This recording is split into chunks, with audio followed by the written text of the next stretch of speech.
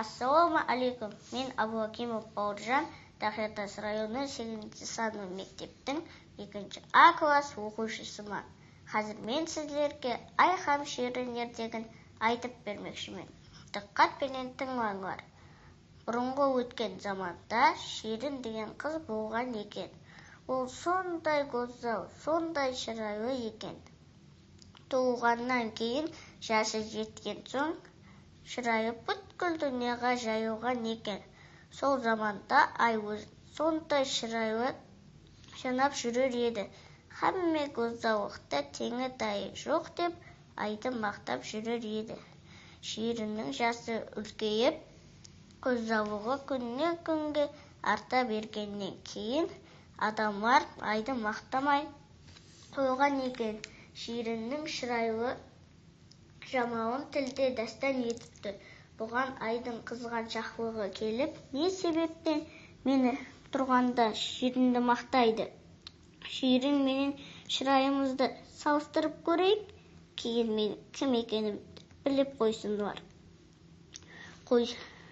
Шерінді өз жанына шақырып, сен кімсің, мен кіммен? Ел халық аузында сенің шырайың кең таралған. Кел екеуміз өзлерімізді тәрізге салып тартып көрейік. Кім шырайлы болса, тәрізден анық болады, деді. Шерін ұялғаннан шырайлықта сіз зиядасыз. Қойың, мені ұялтырман. Шырайлық үстінде мен ұя қылмайман, депті. Адамдар нәрзерінде сен менен шырайлы екенсің. Бір тәрізде тартыспасақ болмайды, депті. Шерінді қоярдан қоймай тәрізді алдына алып барды. Тамашаға халық жиналған екен. Міне Шерін, міне мен. Көресіздер, қазір шырайлықта кім жеңімпаз болады екен деп тәріздің бір тарапіне шығып алыпты. Шеріннің ұялып бір аяғын тәрізге бісміллә деп қойған екен.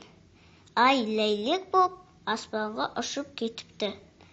Ай ұялғаннан жерге түсе алмай, сол екен, аспанда қалып кеткен екен. Соңымен ертегіміз таман.